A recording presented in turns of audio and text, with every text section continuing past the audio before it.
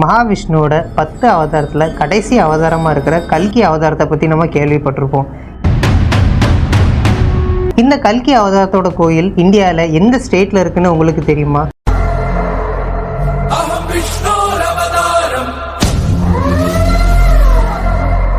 அதே மாதிரி தான் இந்த கோயிலில் இருக்கிற ஒரு குதிரையோட சிலை நாளுக்கு நாள் உயிர் பெற்று வருதுன்னு சொன்னால் அவங்களால நம்ப முடியுமா?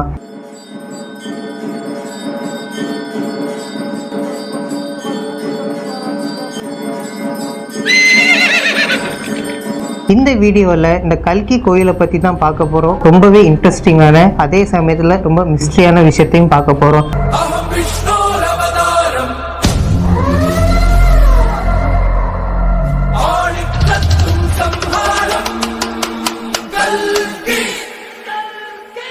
ராஜஸ்தான் ஜெய்ப்பூரில் தான் இந்த கோயில் இருக்குது. இந்த கோயில் எப்போ கட்டப்பட்டிருக்குன்னா 18வது செஞ்சுரியில் தான் இந்த கோயில் கட்டப்பட்டிருக்கு. இது யாரோட ராஜ்யத்தில் கட்டப்பட்டிருக்குன்னா சவாய் ஜெய்சிங் II இவரோட ராஜ்யத்தில் தான் இந்த கோயில் கட்டப்பட்டிருக்கு. இந்த கோயிலில் கல்கி அவதாரத்தோட சிலை வச்சுருக்காங்க. அதுக்கு ஆப்போசிட் டைரக்ஷன்லேயே ஒரு குதிரையோட சிலை இருக்குது.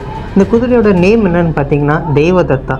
நான் முன்னாடியே சொன்ன மாதிரி இந்த குதிரை தான் நாளுக்கு நாள் உயிர் பெற்று வருதுன்னு இந்த ஊர் மக்களோட ஐதீகம். அது எப்படின்னு பார்த்தீங்கன்னா, இந்த குதிரையோட காலில் ஒரு சின்ன விரிசல் இருக்குது. எப்படி நம்ம கை காலில் அடிபட்டால் கொஞ்சம் கொஞ்சமாக சரியாகுமோ அதே மாதிரி தான் இந்த குதிரையோட கால்லையும் அந்த விரிசல் கொஞ்சம் கொஞ்சமாக சரியாகிட்டே வருது.